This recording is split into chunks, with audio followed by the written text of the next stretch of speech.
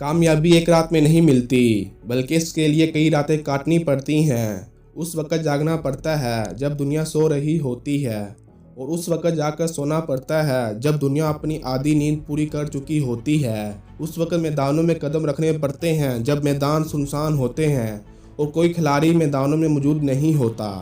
उस वक़्त खून पसीना करना पड़ता है जब दुनिया तुम्हारी मेहनत को नहीं देखती।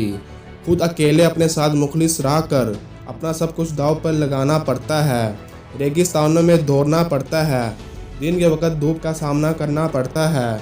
अगर तुम दूसरों से मुनफरिद बनना चाहते हो तो फिर याद रखना कि दूसरों से आगे बढ़ कर कुछ करना पड़ेगा।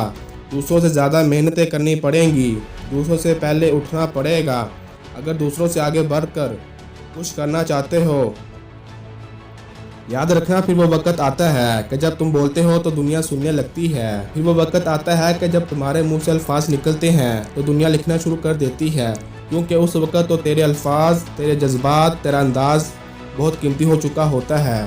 सचिन तेंदुलकर, जिन्हें क्रिकेट की दुनिया का बेताज बादशाह कहा जाता है, वो कहते हैं कि मैं हर रोज़ नाश्ते से पहले सुबह 500 बार को फेस करता हूँ।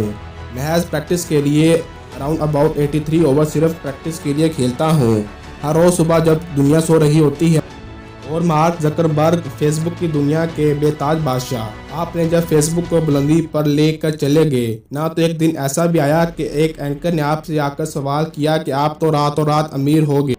फेसबुक तो पूरी दुनिया में वायरल हो चुकी है, उसके करोड़ों अरबों यूज़र हो चुके हैं, आप तो करोड़पति बन चुके हैं। उसने कहा, ये सिर्फ तुम्हें एक रात लगती है, उसके पीछे मेरी ज़िंदगी के 10 साल लगे हैं, और इन 10 सालों में मैंने अपनी नींद का सिर्फ आधा हिस्सा सोने में गुजारा है। ये सिर्फ तुम्हें एक रात लगती है।